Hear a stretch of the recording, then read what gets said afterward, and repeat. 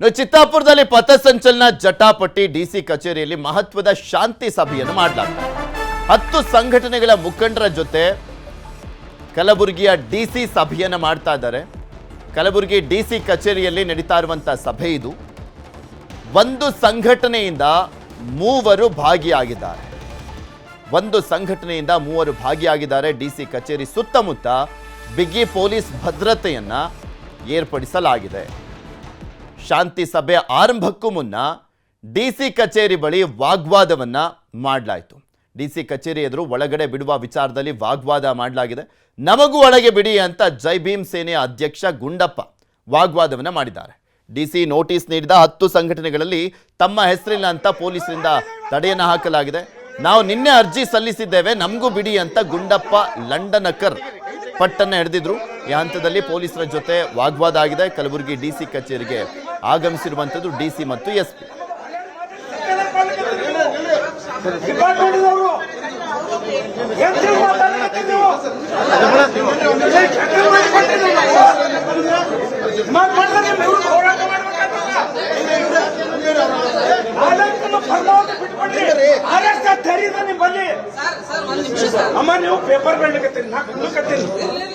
ಇದ್ರ ಬಗ್ಗೆ ಇನ್ನಷ್ಟು ಮಾಹಿತಿಯನ್ನ ಕೊಡ್ತಾ ಹೋಗ್ತಾರೆ ನಮ್ಮ ಕಲಬುರಗಿಯ ಪ್ರತಿನಿಧಿ ಅರುಣ್ ಕುಮಾರ್ ಕದಂ ನಮ್ಮ ಜೊತೆ ನೇರ ಸಂಪರ್ಕದಲ್ಲಿ ಜಾಯ್ನ್ ಆಗಿದ್ದಾರೆ. ಅರುಣ್, ಇವತ್ತು ಶಾಂತಿ ಸಭೆಯನ್ನ ಮಾಡಲಾಗ್ತಾ ಇದೆ, ಯಾರೆಲ್ಲ ಭಾಗಿಯಾಗಿದ್ದಾರೆ, ಯಾವ ರೀತಿಯಾಗಿ ಶಾಂತಿ ಸಭೆ ನಡೀತಾ ಇರುವಂಥದ್ದು, ಇದೇ ಸಂದರ್ಭದಲ್ಲಿ ಅಲ್ಲಿ ವಾಗ್ವಾದ ಕೂಡ ಆಗಿದೆ, ಹೆಚ್ಚಿನ ಅಪ್ಡೇಟ್ಸ್ ಏನು ಸಿಗ್ತಾ ಇದೆ? ಹೌದು ಪೃಥ್ವಿ, ಏನಂತಂದರೆ ನವೆಂಬರ್ 2ರಂದು ಚಿತ್ತಾಪುರ್ನಲ್ಲಿ RSS ಪಥಸಂಚಲನಕ್ಕೆ ಅವಕಾಶನ ಕುರಿತು ಈ ಹಿನ್ನೆಲೆಯಲ್ಲಿ ಮತ್ತೆ 9 ಸಂಘಟನೆಗಳು ಈಗ RSS ಪಥಸಂಚಲನ ದಿವಸವೇ ಈಗ ಅರ್ಜಿಯನ್ನು ಸಲ್ಲಿಸಿರುವಂಥದ್ದು. ಹಾಗಾಗಿ ಕಲಬುರಗಿ ವಿಭಾಗೀಯ ಪೀಠ ಹೈಕೋರ್ಟ್ ಏನಂತಂದರೆ ಜಿಲ್ಲಾಧಿಕಾರಿಗಳ ಸೂಚನೆಯನ್ನು ಕೊಟ್ಟಿದ್ದರು. 22ರಂದು ಎಲ್ಲ ಸಂಘಟನೆಗಳನ್ನು ಕರೆಸಿ ಅವರಿಗೆ ಶಾಂತಿ ಸಭೆ ನಡೆಸಲು ಈಗ ಏನು ಹೇಳಿದರು, ಆ ಒಂದು ನಿರ್ದೇಶನದಂತೆ ಇಂದು ಶಾಂತಿ ಸಭೆ ಈಗ ಕಳೆದ 1 ಗಂಟೆಗಳಿಂದ ಕಲಬುರಗಿಯ ಜಿಲ್ಲಾಧಿಕಾರಿ ಕಚೇರಿಯಲ್ಲಿ ಈಗ ಶಾಂತಿ ಸಭೆ ನಡೀತಾ ಇರುವಂಥದ್ದು. ಸಭೆಯಲ್ಲಿ ಏನಂತಂದರೆ 10 ಸಂಘಟನೆಯ ಮುಖಂಡರು, ಒಂದು ಸಂಘಟನೆಯಿಂದ 3 ಜನ 30 ಜನ ಏನು ಸಂಘಟನೆ ಮುಖಂಡರು ಈಗ ಒಂದು ಶಾಂತಿ ಸಭೆಯಲ್ಲಿ ಭಾಗಿಯಾಗಿದ್ದಾರೆ. ಈ ಒಂದು ಶಾಂತಿ ಸಭೆಯಲ್ಲಿ ಜಿಲ್ಲಾಧಿಕಾರಿ ಫೌಜಿಯಾ ತರನ್ನುಮ್, ಕಲಬುರಗಿ ನಗರ ಪೊಲೀಸ್ ಆಯುಕ್ತರಾದಂಥ ಶರಣಪ್ಪ ಡಗೆ ಮತ್ತು ಕಲಬುರಗಿ SP ಅಡ್ಡೂರು ಶ್ರೀನಿವಾಸಲು ಅವರ ನೇತೃತ್ವದಲ್ಲಿ ಸಭೆಯನ್ನು ಆರಂಭವಾಗಿರುವಂಥದ್ದು.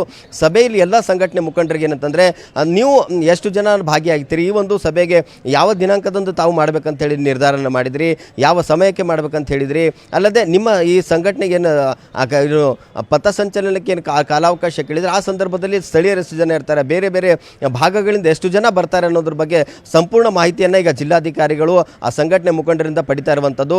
ಇನ್ನೂ ಈ ಸಭೆಯನ್ನು ನಡೀತಾ ಇದೆ. ಎಲ್ರಿಗೂ ಕೂಡ ಅಭಿಪ್ರಾಯನ ಸಂಗ್ರಹವಾದ ಬಳಿಕ ಯಾರು ಯಾವ ಸಮಯದಲ್ಲಿ ಅವರಿಗೆ ಪಥಸಂಚಲನಕ್ಕೆ ಅವಕಾಶ ಕೊಡಬೇಕಂತ ಹೇಳಿ ಈಗ ಆ ಕೋರ್ಟ್ಗೆ ಜಿಲ್ಲಾಡಳಿತ ಏನು ಸಂಪೂರ್ಣವಾದ ವರದಿ ಸಲ್ಲಿಸಿದ ಬಳಿಕ ಅದಕ್ಕೆ ಏನಂತಂದ್ರೆ 2 ತಾರೀಕು ಯಾರಿಗೆ ಅವಕಾಶ ಕೊಡಬೇಕಂತೇಳಿ ನಿರ್ಧಾರ ಆಗಲಿದೆ. ಹಾಗಾಗಿ ಇಂದು ಏನು ಕಲಬುರಗಿ ಜಿಲ್ಲಾಧಿಕಾರಿ ಕಚೇರಿಯಲ್ಲಿ ಈಗ ಶಾಂತಿ ಸಭೆ ಆರಂಭವಾಗಿದ್ದು ಎಲ್ಲ ಏನು ಸಂಘಟನೆ ಮುಖಂಡರು RSS, ಭೀಮ್ ಆರ್ಮಿ ಸೇರಿದಂತೆ ದಲಿತ ಪ್ಯಾಂಥರ್ ಬೇರೆ ಬೇರೆ ಸಂಘಟನೆಗಳ ಮುಖಂಡರು ಕೂಡ ಅವರವರ ಪ್ರತ್ಯೇಕವಾಗಿ ಒಬ್ಬೊಬ್ಬರ ಅಭಿಪ್ರಾಯವನ್ನು ಈಗ ಜಿಲ್ಲಾಧಿಕಾರಿಗಳು ಸಂಗ್ರಹ ಮಾಡ್ತಾ ಇರುವಂಥದ್ದು. ಪೃಥ್ವಿರಾಜ್. ಓಕೆ, ಧನ್ಯವಾದ ಅರುಣ್ ನಿಮ್ಮೆಲ್ಲ ಮಾಹಿತಿಗಾಗಿ.